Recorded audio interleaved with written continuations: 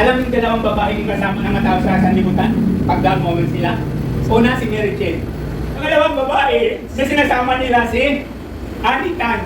5, 4, 3, 2, 1, 0.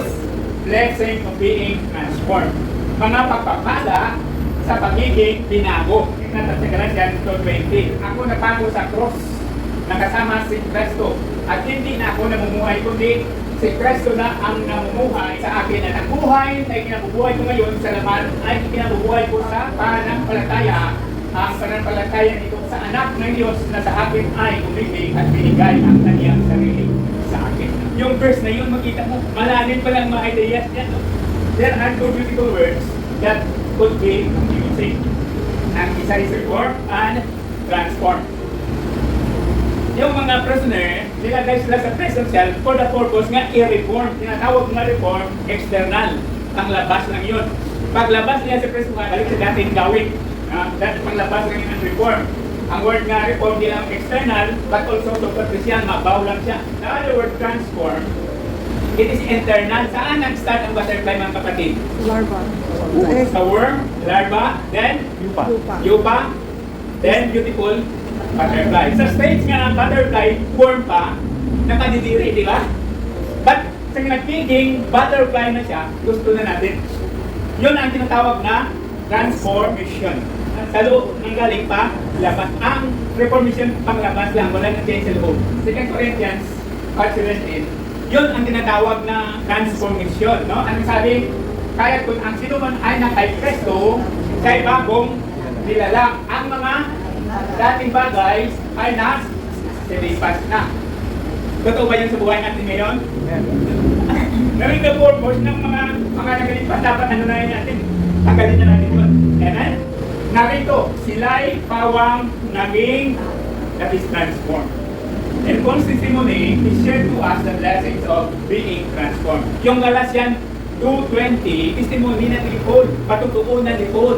Remember si Paul, tinawag ng una ng Saul, di ba? Ang Saul is a murderer. Ano-ano ang pagpapala sa pagiging binago? First, ang unang blessing niya is, ako'y napako sa cross kasama si Kristo. This is a figure of speech. It means, kasama niya si Jesus. Sa habang buhay niya, kasama niya si Jesus. Sa positive, sa negative circumstance in his life, kasama niya si Jesus. Ang life is up, down. Even in our down moments, kasama natin si Jesus. Palakpakan natin ito.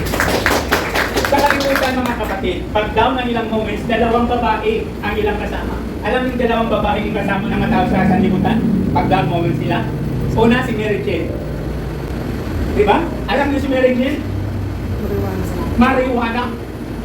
Mary, Juana, Mary Jane. Diba? Wala na ba ang joke? Ang dalawang babae na sinasama nila si Annie Tan. Ang Annie is Animo. Tan is Animo. Diba? Yun talaga ang kasama ng mga tao na walang presto sa buhay. And the moment na down sila, kung hindi sila magganon sila. Amen? Pag kita sa down moments, anong ginagawa natin? Look at the action. Sila, kita, na-present ni David sa Psalm 23. Sabi niya sa King James Version, yea, though I walk through the valley of the shadow of death, that is down moment, that is figure of speech. I will not be afraid because thou art with me. Kasama niya ang Diyos. Ang na-transform nga tao, ang unang blessing sa kanya, Christ companionship. Kasama niya ang Diyos. Alam ng Diyos ang discouragement mo, alam ng Diyos ang nagapos ang stress sa'yo, alam ng Diyos ang anxiety mo, kasi kasama mo ang Diyos. And every time you feel anxiety, fears, depressed, oppressed, hindi ka mag-alala, kasama mo ang Diyos. Amen? Pag kasama mo ang Diyos, wala kang dapat katakot. Kasama mo ang Diyos. Amen? That is the first nga blessing. Christ companionship. Pangalawa, nga blessing, si Kristo ang nabubuhay sa akin. Yet not I, but Christ lives in me. Meaning, ang buhay na to, ang may-ari ng buhay na to, sino? Kristo. Kung si Kristo ang may-ari ng buhay na to, ang problema ko, ay sinong problema yan? Kay Kristo, amen? Yung sabi ni Jesus, come to me those who are weary heavy laden and I will give you rest. Sa Matthew 11:28. Jesus ng may-ari ng buhay ko.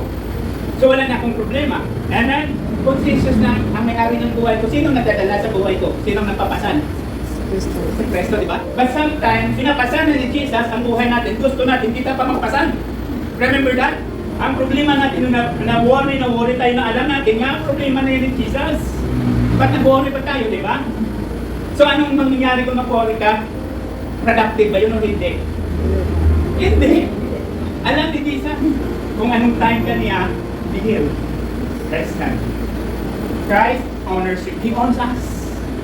Ano man ang plano natin, dapat ikonsulta natin kay Jesus. Hindi natin ipahibalo. Ibalo, Tagalog yan?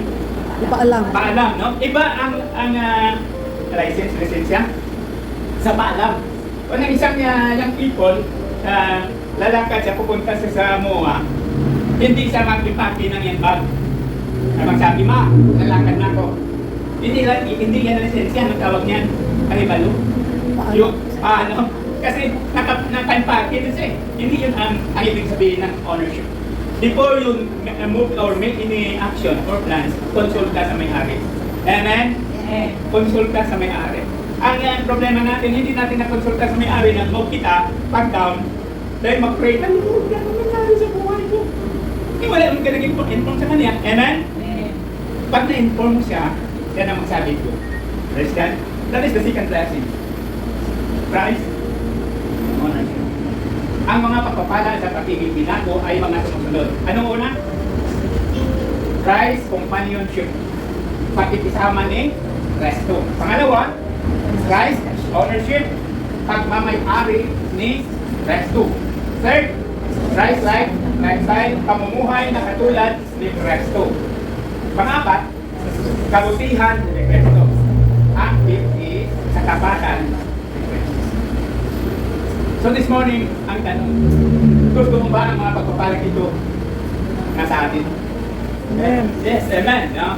So, kung ganon, gawin mo ang nasusulat sa Romans 12:1. Kaya, mga kapatid, alang-alang sa nakatanang habang ng Diyos sa atin, ako ay nakikiusap sa inyo. Ialay ninyo ang inyong mga sarili bilang isang handog na buhay, banal at kalbutugod sa Diyos. Ito ang parapat-dapat na pagsamba sa Diyos. Huwag kayong makiayon sa takbo ng mundong ito. Halit hayaan ninyong baguhin ng Diyos. Anong tawag yun sa Ingles? Transformation.